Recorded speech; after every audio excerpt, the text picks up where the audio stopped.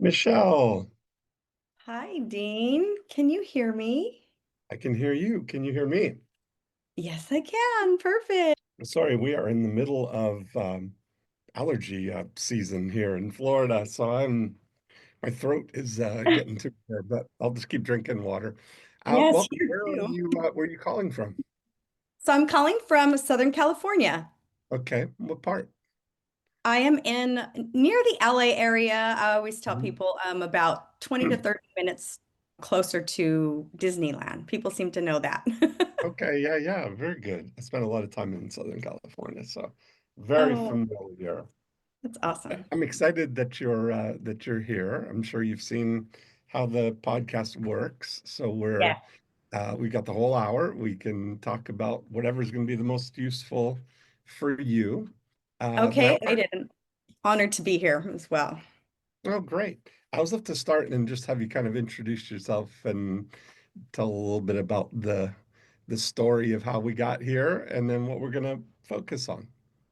Yes, so I've been a real estate agent for going on 13 years now. And so that's kind of how I found you, several years into real estate. I'd say about 5 years ago, I was like, there's something else. There's got to be something else. And I found life coaching. And from there, it's like Oh, this, okay. yeah, this was amazing. So I got certified as a life coach. And then agents just started coming to me for advice and I just loved that part of it. That part lit me up. So Hmm. I'm focusing more on coaching new agents, and that's where I'm at right now. Oh, that's so fantastic. So you like working with new agents specifically, kind of getting Yeah. off Specifically on the right new, track? Hmm. yes, and maybe struggling agents as well. Hmm. But that the dropout rate is still pretty huge Yeah. for I first heard, year. I mean, you hear all these stats. I don't know how much they're true, but I think last year I heard that something like 70+% of people didn't do Yes. a single transaction, which is, Yes.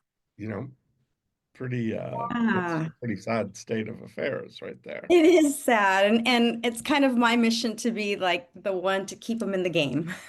Okay, very cool. And are you still a practicing realtor as well? Like, do you still do production yourself or? I do. I still do Mhm. production. I kind of started, I was like, okay, let me do like 50-50, and then let me do like 80-20. And I find that once I do a transaction, though, a couple transactions, it really takes me away from the marketing and, trying to reach new agents for the coaching side. Yeah. Excuse me. So how is it going so far with the coaching side of it?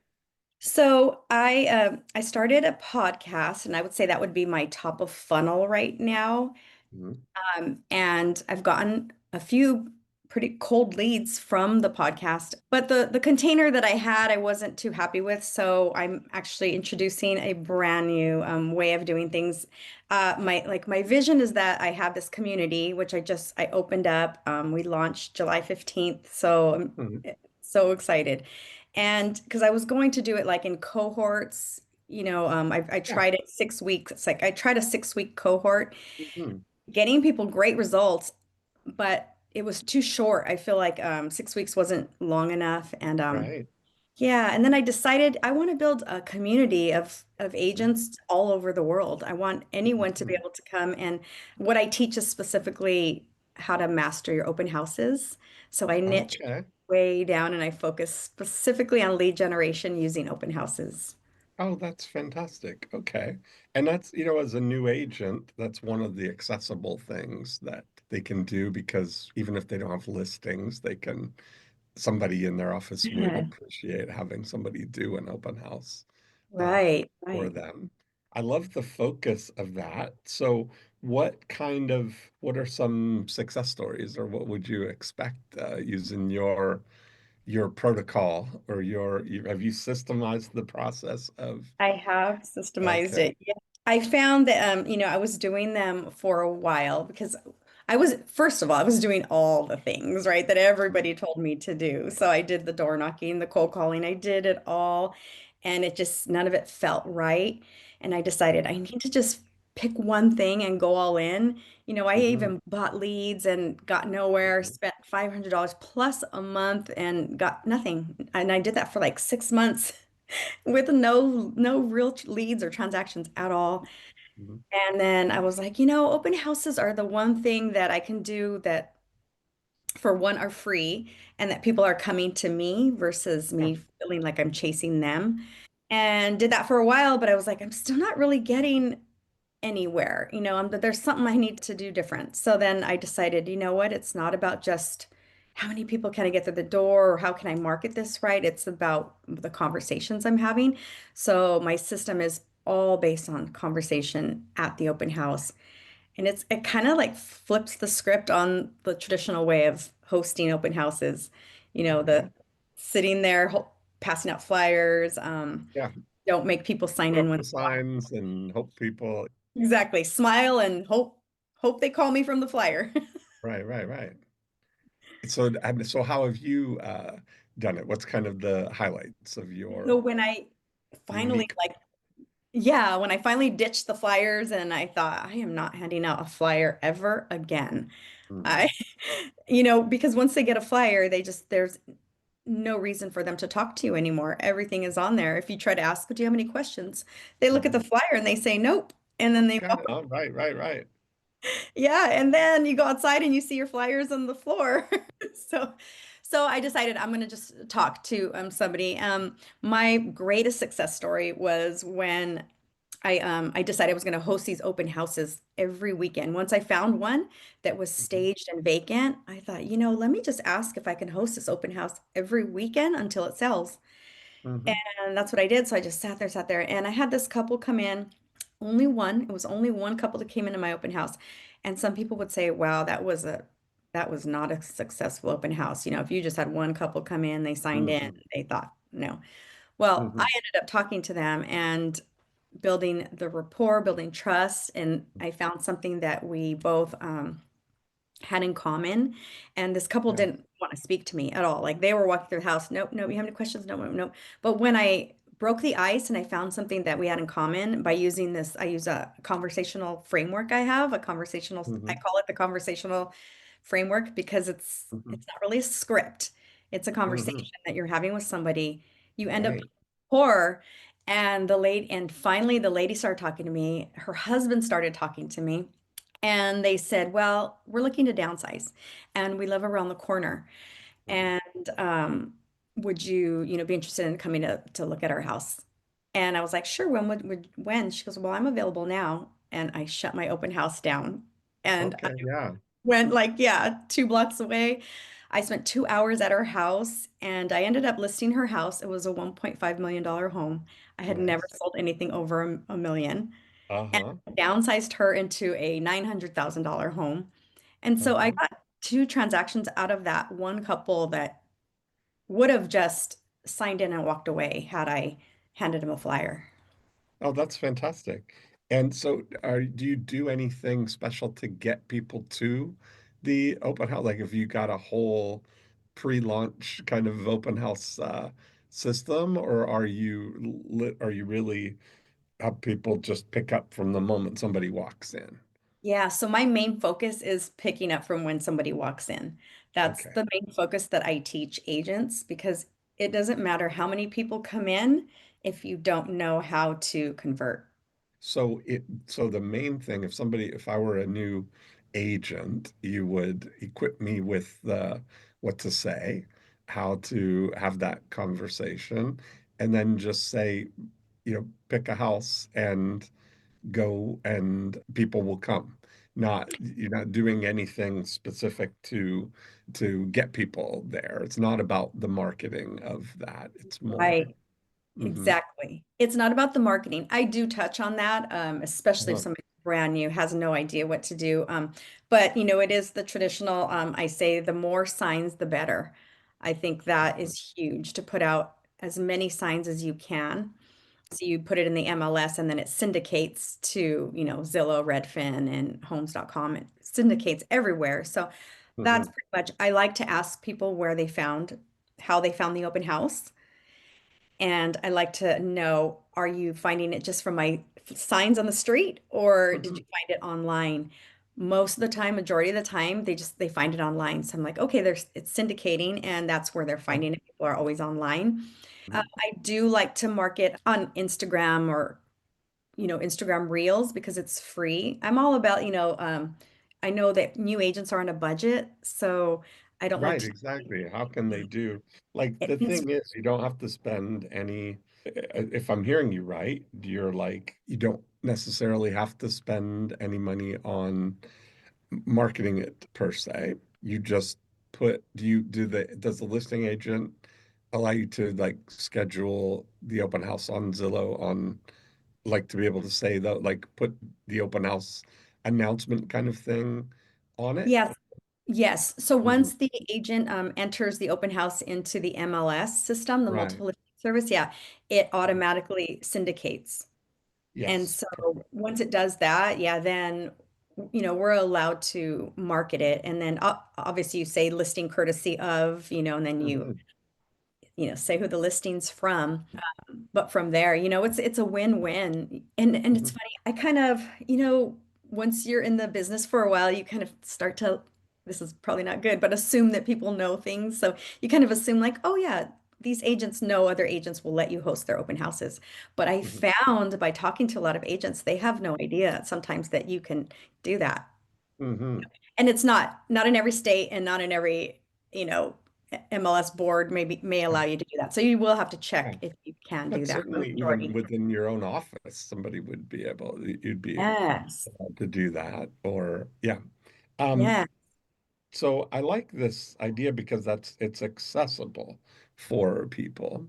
Um, and I've always had I bought one of the homes that I had in Toronto, I bought through an open house. I walked in and knew it the minute I walked in that I wanted the house, and I've sold several homes from open house. I've always been a big fan of it. Most people look at it as kind of like a unpredictable waste of time, but if you look Yes. at the raw numbers, if you look in terms of if you have over a period of time, 100 people come into an open house over whatever several weeks, there's high probability that if you know what to say and how to connect with people, Exactly. that you're going to find somebody. Because you look at that, that's a pretty bigger commitment than just shopping on Zillow and clicking, you know, send more info or,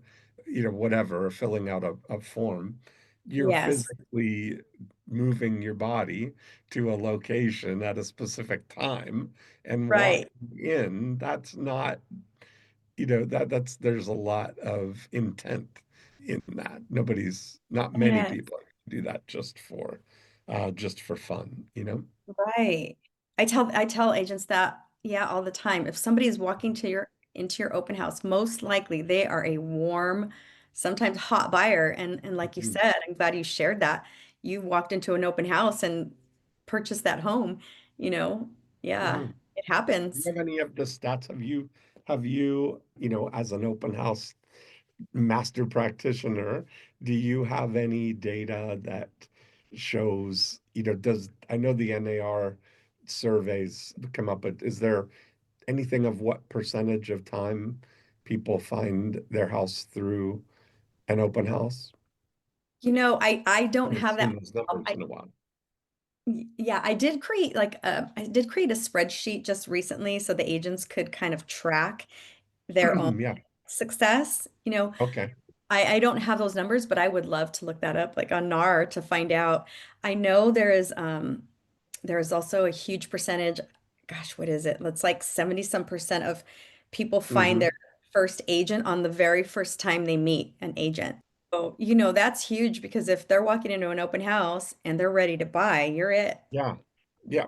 I'm just looking there.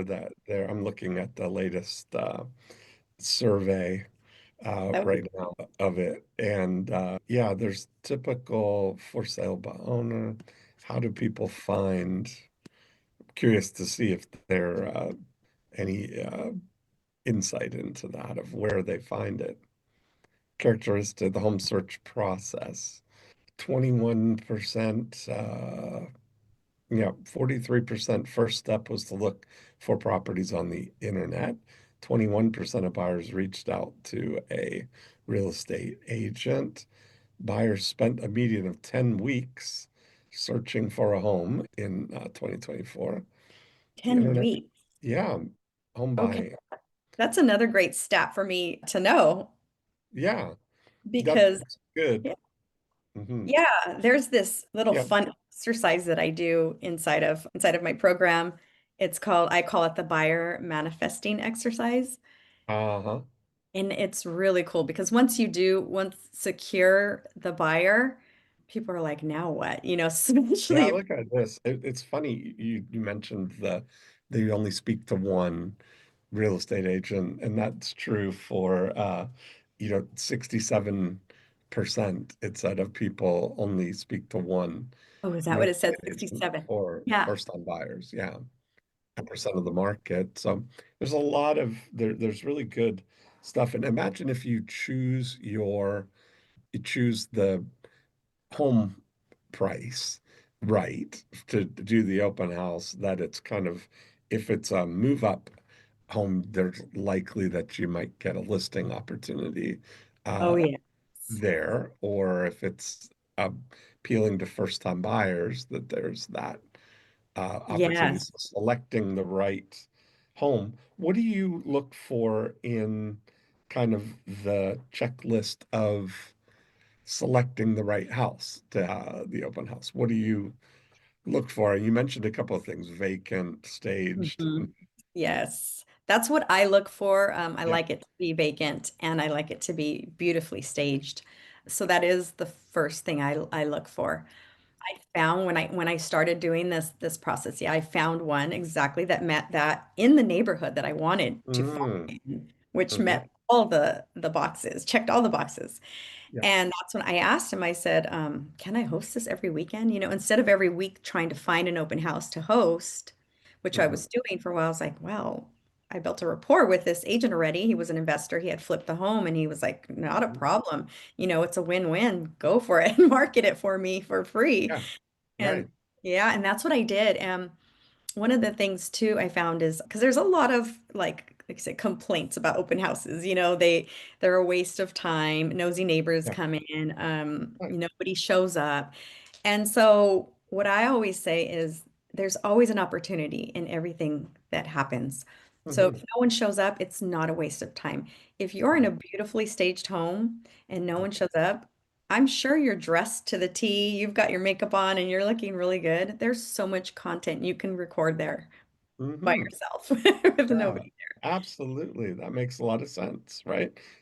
Batch the times. How there. Yeah. long do you typically spend at the open house? What have you found are the best times for doing open houses? For me, I like 2 to 3 hours. That's Hmm. it. Just 2 to 3 Hmm. hours, Saturday and Sunday. I do have a student that she started because she came from a 9 to 5, and she just felt that if she wasn't working 8 hours a day in this new venture of real estate, she Hmm. wasn't doing it. So she was doing open houses for a minute before she found my system, but she was doing them Monday. She was doing every day of the week. She was doing Monday through Friday, like 5 to 7, and then on the weekends Hmm. because, she just thought that that's what she had to do.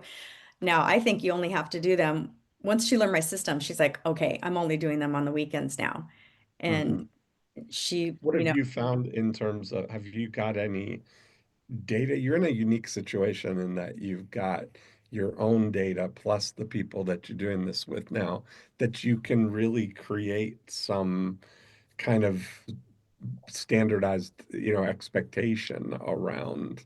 You're getting some data on how many people will come in, you know, to an open house. What would be a typical scenario? You get a nice vacant house that's staged nicely in a nice neighborhood. I imagine some visibility would help more on a, or at least an offshoot of a busier road, maybe not on a busy road, but where you could put signs on a main road. more than something that's kind of hidden away, where there's not a lot of traffic, especially if you're depending on the signs and stuff for people to find it.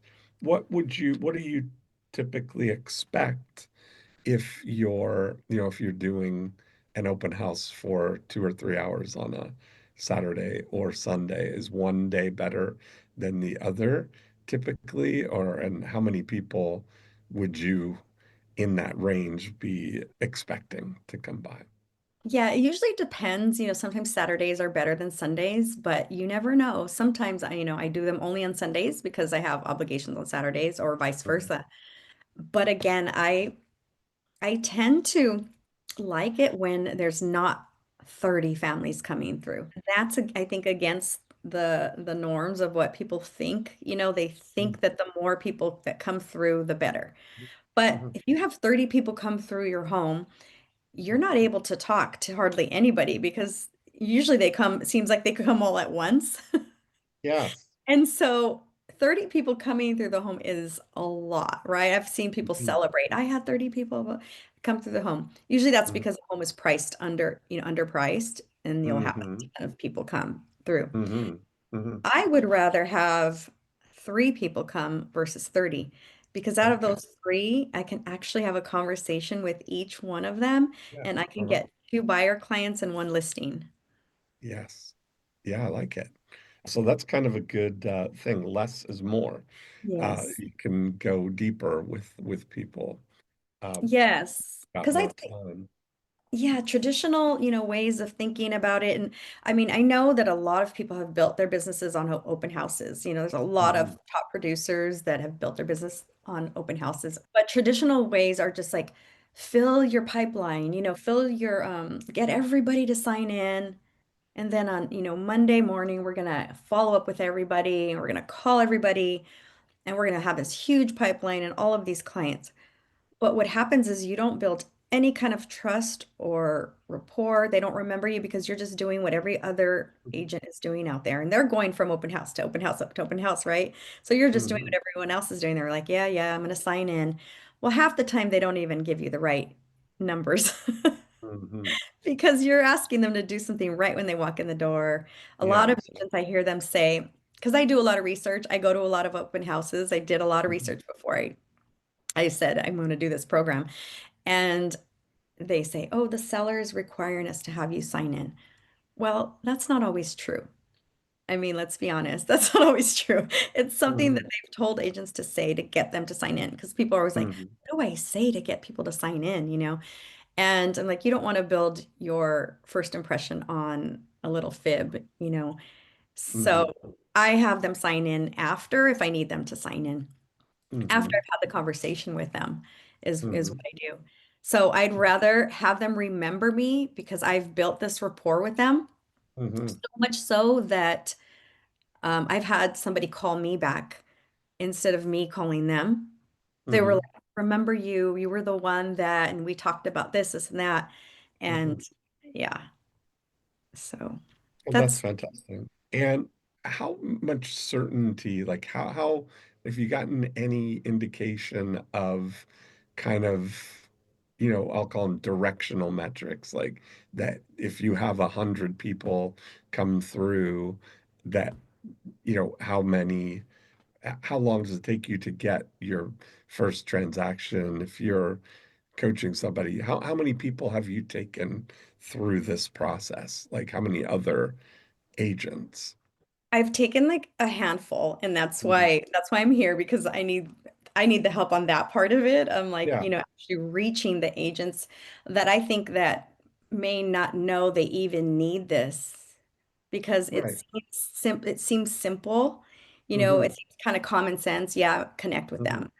But I don't really think it is. I really think that agents think that they're really more focused on the marketing and then, let me just sit back, hand out a flyer, and I'm sure I'll get somebody. So I need help with that. But as far as the results, I like to tell people this too. People say that sales is a marketing thing, the more people, right? Yeah.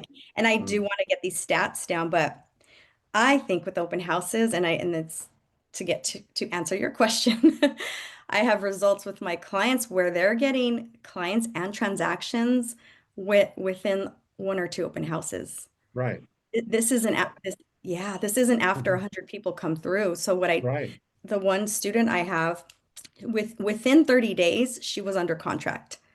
So Mhm. she listened to my system. She went and changed Mhm. because she said, I didn't know what to say. She goes, I knew open houses were my thing because I didn't like cold calling. She's like, so I Mhm. knew open houses were my thing, but I was doing them and doing them. She's like, and I Mhm. didn't know what to say. She was like, I felt awkward. I Mhm. just kind of sat there and I opened up the house. And then Mhm. when she learned my system, the next person who came in, she Mhm. literally got them pre-approved on Monday. They were looking Mhm. at houses on Wednesday and they were in contract within the next Mhm. couple days. So Right. with, 30 days. So it's literally it can Mhm. be as fast as go host an open house this weekend. You can secure a client. Hmm. So, and part of that, like when you look at it, how much certainty there is around something is going to be what the value of that is in sharing it with other people. Because when we look at it, that what you have there's four levels of something. So we start out with a proposition, and the proposition is open houses are great. I've done them, and if you do this, you'll have a good outcome. That's kind of a proposition. But when you do it and you do it consistently and you've been able to get a result from it, now you've got proof that your Mhm. proposition is a good idea. So you have proof that because you've seen it happen and you've seen this go. But where the next level of that is to create a protocol that ensures that proof that the protocol is if you can show somebody else how to do what you've done successfully and they can predictably follow those steps and get that outcome, now you've got something that is packageable and protectable and patentable, all of those things that you've got a system that if people follow those steps, they're going to get an outcome. And that there's a difference between, because sometimes what we have, especially when there's low numbers in something, like you've done it and people get a result, it's sort of randomized in a way. And I think that we put it I talk about those things as a slot machine versus a vending machine, right? And a slot machine is that you put money in or time units. You put time into something and you pull the lever, and sometimes something happens. A vending machine is more predictable in a way that you put money in and you push the button and out comes your Coca-Cola, right? That you Got know what with certainty what that's going to take. Now, when the only way to really sort of standardized random outcomes is to observe repeatedly what happens, right? The more volume, if you're able to say, and it's really taking the scientific method approach to it, that you're documenting what you're doing. That if you look at it, that if you did a 3-hour open house every week for 50 weeks, you're going to have invested 150 hours in something. And if you get three or four people per open house to come through, you're going to have seen 500 people over that period of time, right? Now, if you look at it, part of the thing is how certain are you of somebody being able to get an outcome? Because a that's going to determine how much people are willing to pay you for it. this coaching? How do you charge right now? Right now, I am opening up the membership, so it's $97 a month or 970 for the year, so they get 2 free months. And what's included? What do they get for that? So for that, they get 1 hour live coaching with me per week. And then I have a few workshops in there. I have the buyer manifestation exercise. And then yeah, the coaching program is in there as well. I'm doing it live this time though, so that we can role play. We can role play the conversational framework that I Mhm. teach. And then, so it's, and a community. I'm And sure a that com there, yeah, yes, and a you have like community. a W- Facebook group It's or an I online. actually yeah, I actually just started on with Mighty Networks. Okay, Um yeah. yeah, and I really love it. I'm so excited about it. Hmm. Because with that, with the members that are going to be joining, everyone can see where everybody's from and really connect and network. And Hmm. so another one of my visions is that we all learn this like, nationwide and everybody can connect and referrals can be from their referrals can be, you know, nurtured and Hmm. given. So I think that's pretty cool because we have a lot of people moving out of California. Right, exactly. Yeah, yeah. But I think Uh, that's another huge piece is to have that referral network that would yeah. be really great. Have you done uh how many members do you have so far? Well, You've I've just opened. opened, I literally, it's so funny that the timing of our call and because, Okay. I literally just opened it July 1st. I announced it. I'm sorry. I just announced Okay. it. Okay. So, Oh, yeah. very nice. Okay. So how have you been? You were charging how much for your 6 week program? Before I was charging 997 for the 6 weeks. And I found like a few of those found me from my podcast and a few summits that I've done. So Hmm. a few online panels that I've done.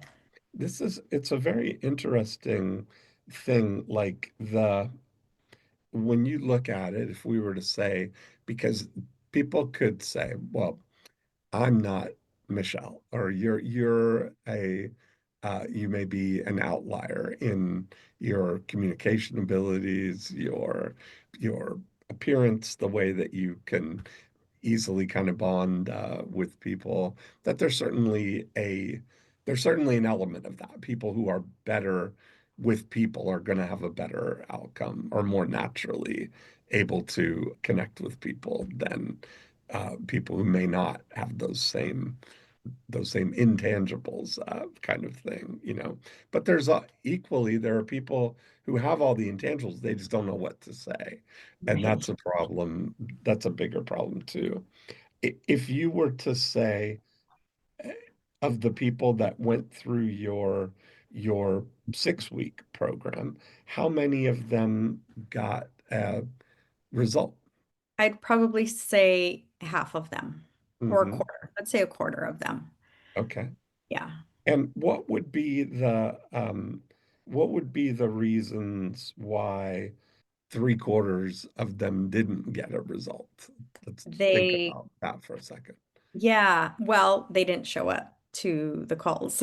Okay. Yeah, Yeah, that's a and they did. problem. Yeah. So it's funny because I have, the course is recorded modules, Yeah. and I found that people don't listen to them. Hmm. So maybe they'll listen to one or two. Hmm. And then I brought in the live element because I thought, well, let's walk through everything. You have questions, and it's really simple. It's something that you can binge like a Netflix show in a weekend. Hmm. It's Hmm. really simple, watch it, go out and do it, and I really feel they could get results.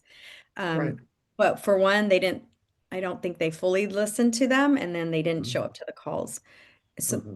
the ones that really got the results were at every single call, and Hmm. we role played. Hmm. And yeah, that seems like, so how many calls do you do over the 6 weeks? Is it weekly? I Once was a doing week? Yes, I was doing them once a One week. hour once a week. Yes. So they're investing 6 hours. Part of the thing about a live cohort is that it's kind of synchronous consumption, that they are there and they're physically present, and it's easier to consume than while they're sitting and could be watching Netflix. That, you know what I mean? That's always going to Yes. be more, it's easier when things are synchronous and scheduled to actually get them done, right? Than even with the best of intentions to get yourself to self-directedly take that kind of Right. action, you know? Yeah, so you look at it, and especially in, are you finding that the agents that you're working with are typically in California right now because that's where your kind of world is? Or are No, they, actually, they're all over. I have let's see, Tennessee, Texas, Florida. Yeah. So no, I not all of them are in California. well, one of the questions that I always ask is, just as a guidance for you, is to start thinking to yourself that what would you do if you only got paid if they get a result? It's an interesting question, right? Like, what would you do if you only got paid if they get a result from this? Oh, I like that question. Yeah, it's a very interesting way to frame it, right? Because I imagine that for new agents, I mean, there's so many things going on that number one, they have to believe you. They have to Hmm. believe that Yes. that they can get the result, and they have to be willing to bet on that with their $970, or their 997 for the 6 weeks, right? Hmm. Um, and even if they do believe you and they want to do it, they might not have the 997 if they're a brand new agent who's burdened with paying all their Right. fees and everything to get going in real estate, trying to get some Yeah. traction. And I think what you're saying is that part of the reason that open houses are such a great thing is that you can literally pick up today. I mean, this weekend you could do that, and somebody might walk through that's going to fall in love with that house or fall in love with you. Yes. That's either way, right? That's what you're trying to do, just to find out who are, we call them five-star prospects, right? That they're willing to engage in a dialogue, they're friendly and cooperative, they know what they want, they know when they want it, and they'd like us to help them. That's the order that we have to go through. And often, what you were just saying, I look at those parameters as they have to fire in that order too, that you can, it's like, I was like the staged lighting at the drag races, I refer to it as, where the first light has to come on, that they have to be willing to Mhm. engage. They showed up at your open house, they're there, and, whatever you say to them first, you're going to be able to observe is the reception that you're getting. Is it friendly and cooperative? Or are they arm's length? Are they dismissive? Are they resentful that you're even asking or daring to engage with them? Or they're trying to protect themselves from you? They're guarded. All of that Yes. is one thing. And if you're going to know that in the first 30 seconds of Right. somebody walking into your open house, right? Yes. And then instead of at the bottom, starting with having them sign in or having them, trying to capture their info, we don't know yet that they're even a five-star prospect. So what you're saying is, and it's very conversational in terms of what I would want to know, and I'm sure what you want to know is, do they know what they want? And do Hmm. they have batteries included? That's what I always look at, right? Is that I'm looking for people that have a self-directed plan that they're willing to share. That Yes. if you ask somebody, what are you thinking of doing? What are you thinking of doing is a natural, curiosity question, but it's neutral. There's no way, you're not saying, are you looking for a home? Or are you Mhm. thinking about downsizing? Are you thinking of whatever it is? You're not leading the witness. you're saying to them, what are you thinking of doing? Like that friendly. Mm-hmm. And whatever comes back is going to indicate to you whether they have a plan because there's no way to deflect from that. There's no Hmm. way to resist. There's no way to say, no, no, we're not. We're just looking. We're whatever Yes. those things are, that having that initial engagement with people tell you so much more, because you're not gonna make a prescription, which is really what that last step is. They'd like to work with us. They'd like us to help them. We're not gonna propose the ways that we can help them until we diagnose what the situation is, right? So I imagine whether you're consciously doing it or unconsciously doing it, you're kind of going through that progression of figuring out, do they know what they want? And then only Yeah. after you know that they Yes. know what they want, does it even make sense to talk about then, Right. right? I You nailed it. I am unconsciously doing this. Right. Yeah, that is the whole point of the conversational framework is that Mhm. to find out what their plan is. And Yeah. I didn't consciously know I was doing it. And I'm basically looking for five-star prospects. Yeah. Yeah. So I think that's where when you're going to like transfer this to other people, that I sense that you're at the stage of really like, you've heard the terms unconscious competence in Oh, yes. this, that you kind of you can do it. How long have you been doing it with the open house model? About 6 years now. Yeah, so that it works intuitively, but Yes. now it's about creating the protocol. Like you've got the proof. Yes. Even if you were to overlay, like going back now, if you were to say in the last, you know, 5 years, if you've been doing it for 5 or 6 years or whatever, you've probably had how many would you guess open houses that you've had? Do you do them every week? Now I don't do them every week, Okay. and I just did one a couple weeks ago because I do like to stay on top of it, and Mhm. I like to be. I am an active realtor. I want to Right. be a realtor, so I did one a couple weeks ago. But another point that I try to get across is that you don't have to do open houses the rest of your career. So I Hmm. have a lot of moms and single moms that come to me, and I think that maybe they get nervous that every weekend I'm going to be away from my family, and Hmm. and here's the thing, you do it for a solid year, you can gain so much in your pipeline. And when you're posting on social, your sphere of influence sees you working. Now you're going to get referrals. So now 90% of my business is all referral based. Hmm. I'll do an open house here and there just to, Hmm. just to keep my game up and I Hmm. practice when I'm there and just to show that it does still work. A lot of times when I'm posting about my open houses is when I get a lead from my, sphere of influence that sees me working and said, "Oh, I forgot. We wanted to buy or we wanted to sell. We need to sell," Yeah. just from watching me do it. So Yeah. I don't really have those numbers But what that would be I should very be interesting tracking. for you is to retroactively kind of look at it. If you Okay. say like in even if you look in the last 12 months, that how many open houses did you do?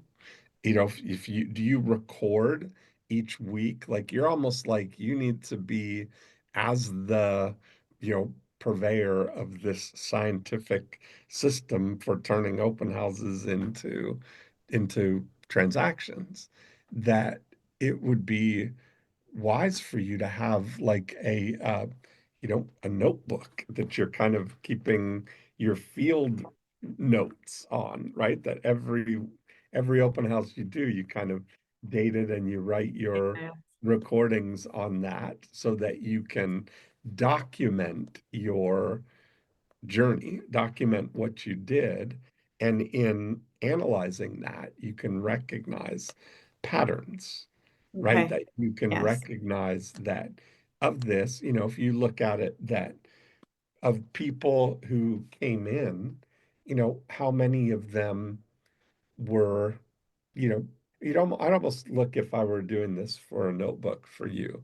I would almost have a space for the number of people. I would just put whether you got their name or not, just whatever, man number three Mm, came in, or woman number three, or couple number two came through, and just kind of document, were they a smiley face or a frowny face, or, mm. or do you find sometimes people are rude or mean to you?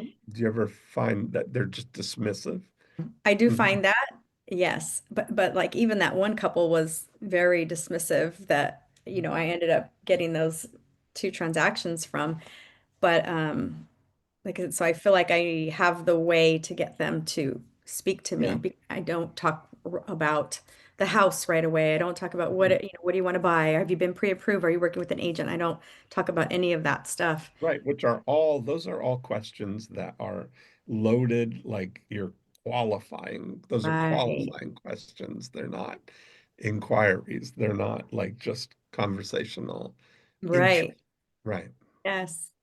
And what I like to do also is even if somebody comes in, I have a lot of people that come in and they say they have agents, and that's Hmm. that's fine. We don't step on any toes, Hmm. but I still have a conversation with them as if they don't have an agent just for practice.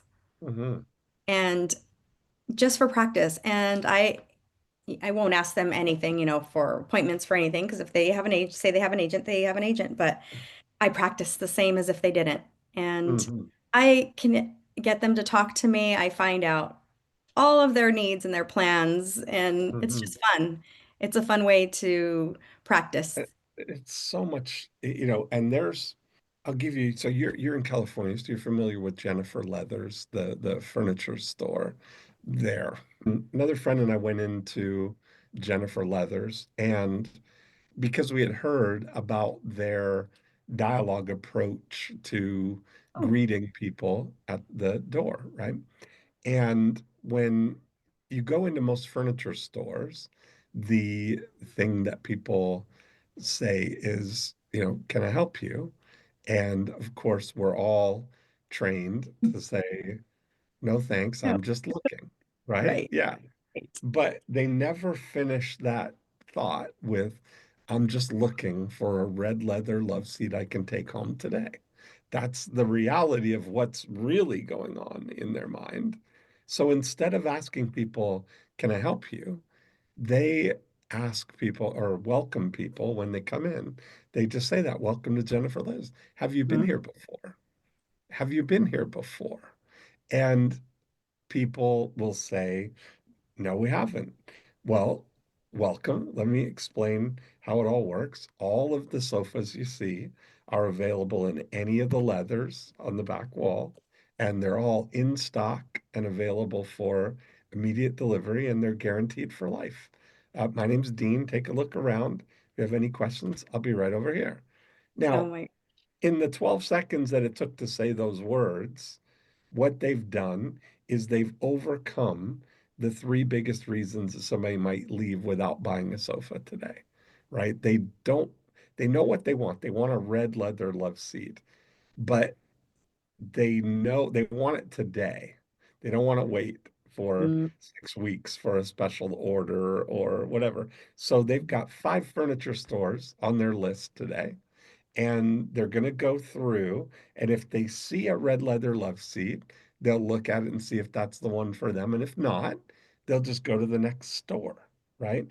But as soon as you say to them, all of the sofas are available in any of the leathers on the back wall, you see that there's, 5 shades of red there for you, so you can relax, and they're all the combinations are in stock and available for immediate delivery. So now you can just relax and know that all I have to do is find the shape and the size and the comfort that I want, knowing that I can get it in any of those leathers and I can get it right away.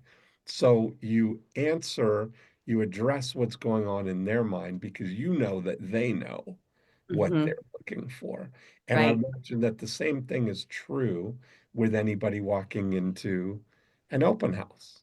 And it'd be Yes. a good question if you're hosting the open house is, when you say to somebody, welcome, have you seen the house before? Have you been through before? Is a reasonable question.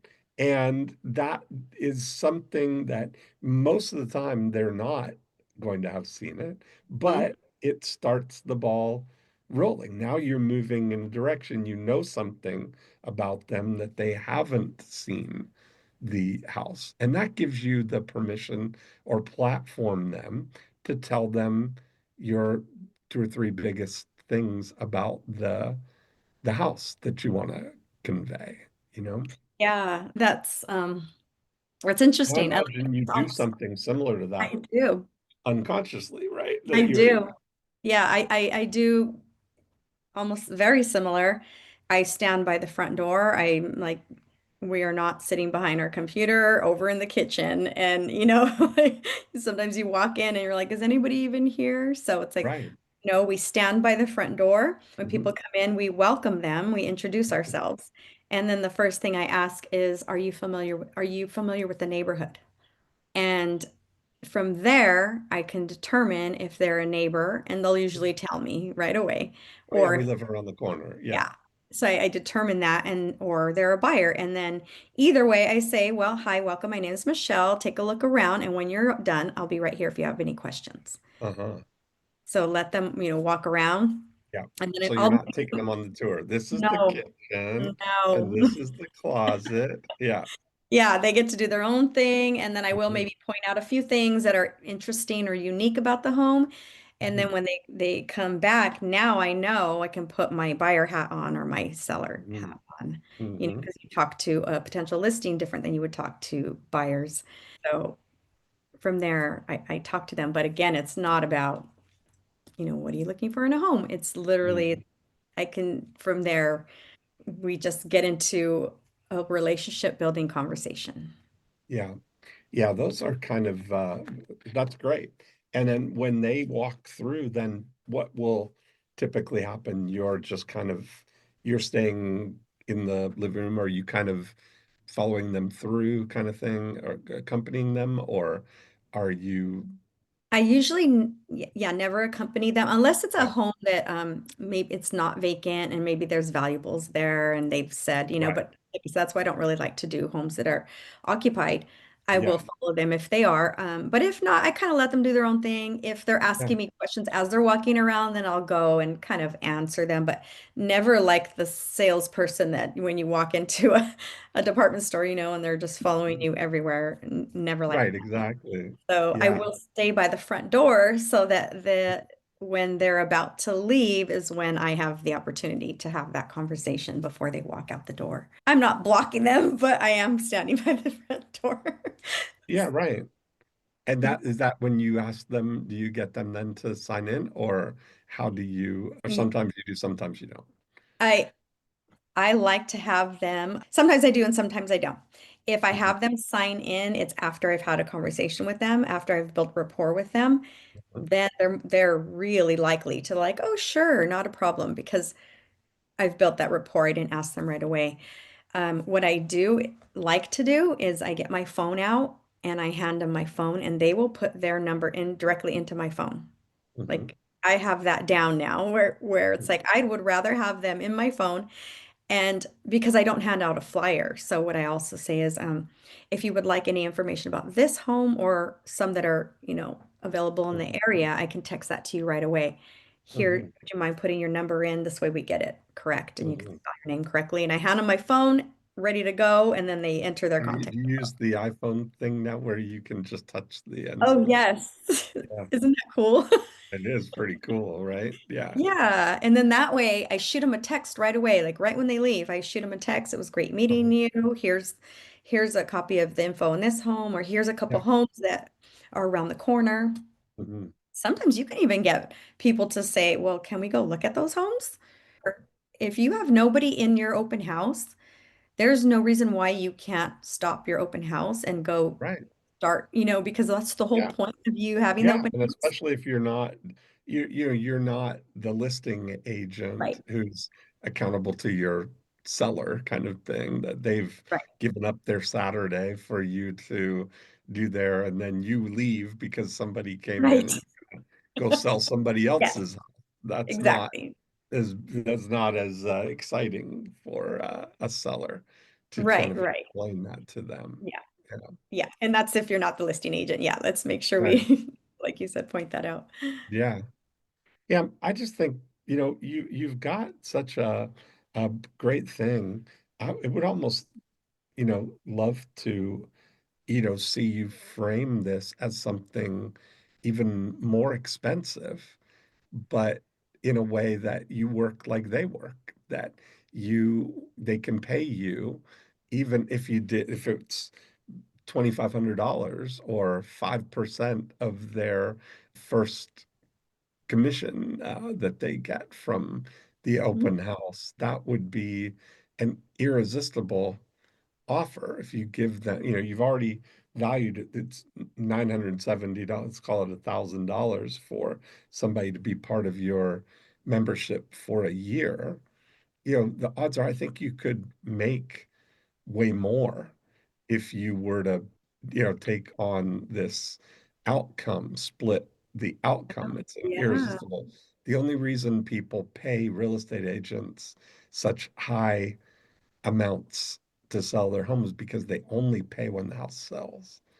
If you right. had to go into $1 million listing and tell somebody that it's $60,000 and so you need to get your checkbook out right now, commissions would not be $60,000, right? True. But they're willing to pay 60,000 because they're getting a check for 1 million on a house that maybe they paid 400 for.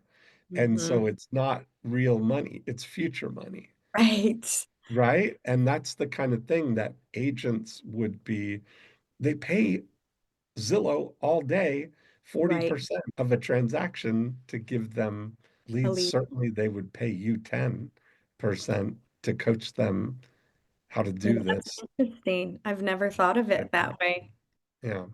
That's very interesting because I know, yeah, I mean, I think that this is an incredible value. I Mhm. really do because I have the results, I see the results and what they pay versus what they will make on one transaction. If they What I do, mean, like anywhere in the country, the average is 400,000 is the median house price in the country right now. So, that's at least $10,000 of for one side of a transaction, Mhm. right? Yeah, So surely they would be happy to pay you, and yes, there'd be zero friction. yes. I really like that idea. I Mm. would have to really play with that in my mind on how that would work, but Yeah, I think that's an excellent idea. yeah.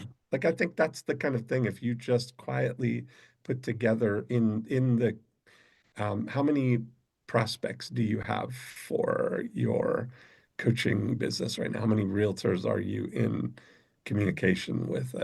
Do you have a list of real estate agents that you've generated leads from your podcast or Well, I have a list of 500, an email list of 500. so Yeah. even And if you did that for them and just said, doing a summer pilot project and I'm looking for some very specific people. And you put Mhm. your parameters of what are they need to be successful and just see who would like rise to the top and lean forward saying, oh, Wow. I would love to be a case study. Because that's the thing when you say I'm putting together a pilot program, I want to create some case studies for our community in the fall. And you know, it would be a really neat thing if you could take a cohort of 10 people through this thing, you know. Yes. Oh my gosh, that is, Dean, that's such a great idea, of course. Mhm. I Because love your overhead on it is so low. It's just, your confidence is what you're doing. It doesn't cost you anything to take Mhm. somebody through the process, you know? Right. And would that be just kind of like a referral fee, basically? You could look at it as You could a set it up referral like fee? that. You could do it any way you want. Yeah. Yeah. Wow, that is such an amazing idea. I Yeah. love this. And then, like you said, now I have some data. I have some I'll like show you real, everything. I'll coach you. I'll take you through. I'll teach you everything I know. And you just give me a referral on the first transaction that you do. Even if you said 20% is now you're going to get at least 2,000. You're getting double what you're going to have to do to convince people to give you the money, you know? And I always right? say this, that sometimes, it's less expensive to get somebody a result than it is to convince them to give you money to get the result, Yes. right? As That long as you stack the deck and look for exactly the right people. Yeah. I love that. I really love that idea. Okay, I have my wheels are turning. Oh, good. Yeah, that's exciting. So that went fast, but kind of how did it land for you? What's the highlights or what did you do you take away from that? Oh my goodness. Well, that last one I think just kind of blew me away. I never even thought to do that.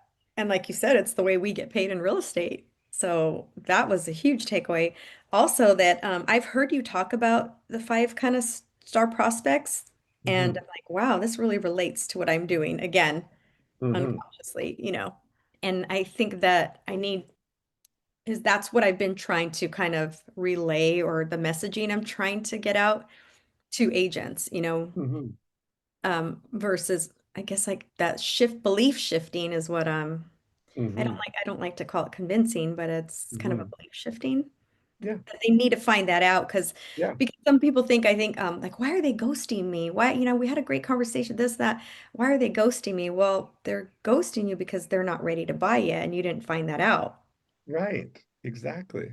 Yeah, Yeah. I think you got something there, and I can't wait to see it all Awesome. unfold. So, please keep me posted on how it I all definitely plays out. definitely will. I really appreciate your time, Dean. This was so amazing. Awesome. Thanks, Michelle. Thank you. I'll talk to you soon. Okay, bye-bye.